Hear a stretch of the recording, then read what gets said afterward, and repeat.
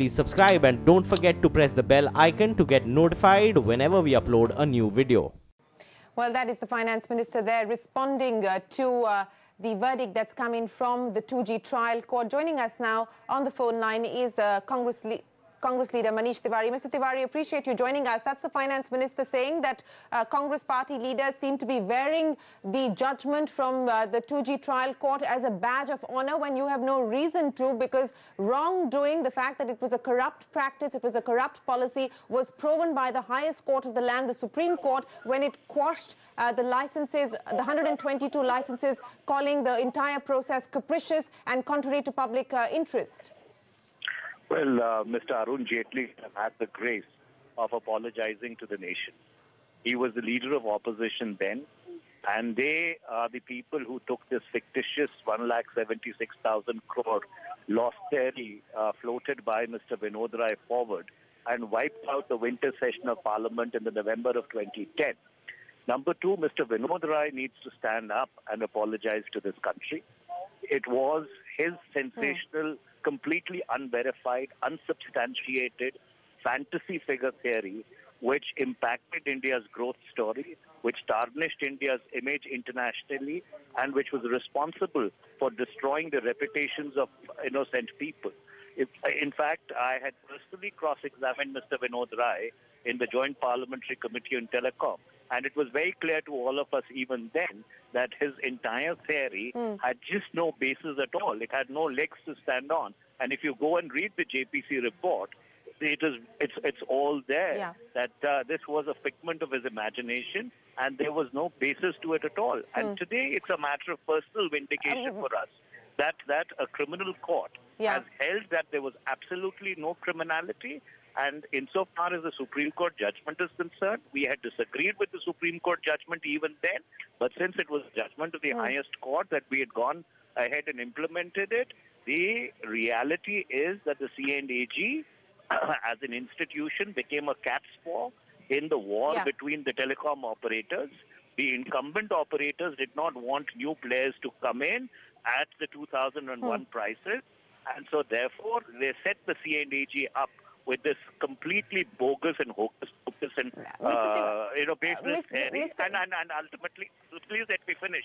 And ultimately, you had a situation whereby the environment of this country was vitiated, in which the Indian media also had a very great role to play.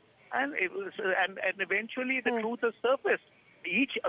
Every accused, everybody who had been falsely accused, has today been acquitted and vindicated.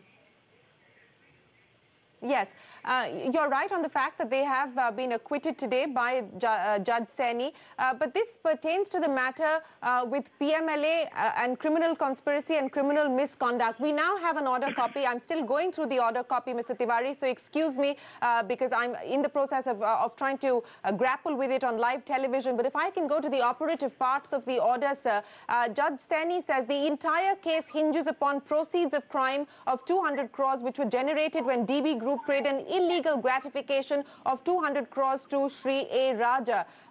He then goes on to say that A. Raja and others acquittal of accused in the case relating to the scheduled offences. There are no proceeds of crime. The proceeds of crime is the foundational fact for the offence of money laundering. Since there are no proceeds of crime, there can be no offence of money laundering, as nothing remains to be laundered. So this really pertains to the charge of money laundering, does it not, Mr. Tewari? It doesn't go into the issue of notional loss and whether the CAG was right or wrong. Well, there are three judgments. You are only reading the judgment which was rendered in the charge sheet filed by the Enforcement Directorate. There are two concurrent cases which were filed by the Central Bureau of Investigation also. By the CBI, which dealt by the CBI, which dealt with the larger criminal. The fact remains that if there was no criminality, if there was no money which was paid, so therefore the entire canard of the CNAG and the BJP falls flat on its face. Eventually, non-allocation of spectrum was a policy decision of the government of India, a policy decision which had led to the exponential growth of the telecom sector between 1994 and 2013, reversed on the order of the Supreme Court. And this was an economic multiplier in ways which cannot even be explained.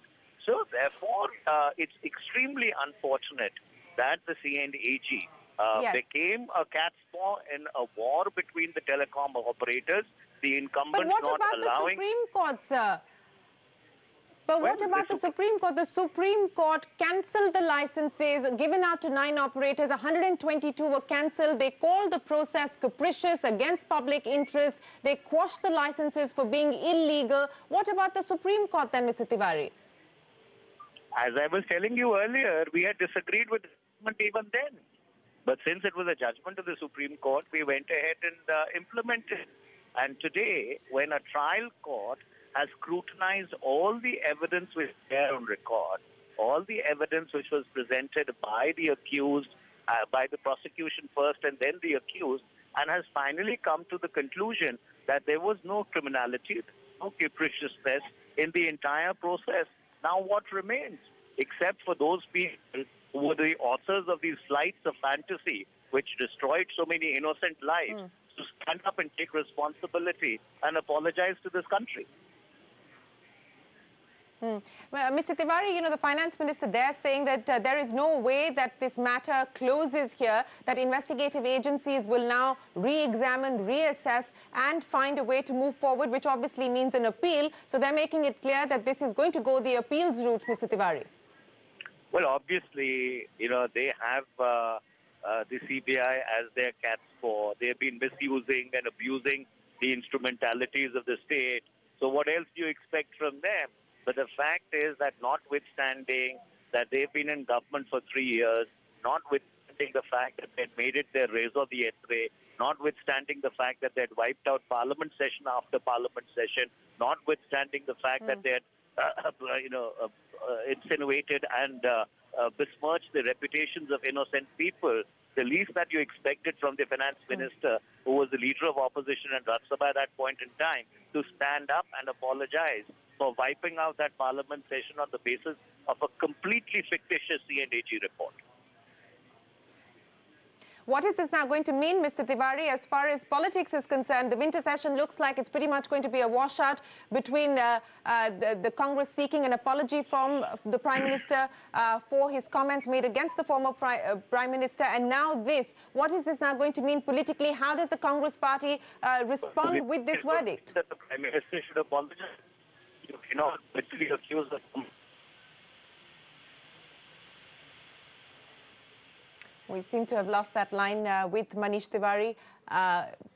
But that's the view coming in, the response from the Congress party to the statement that's come in from the finance minister saying that the order does not prove,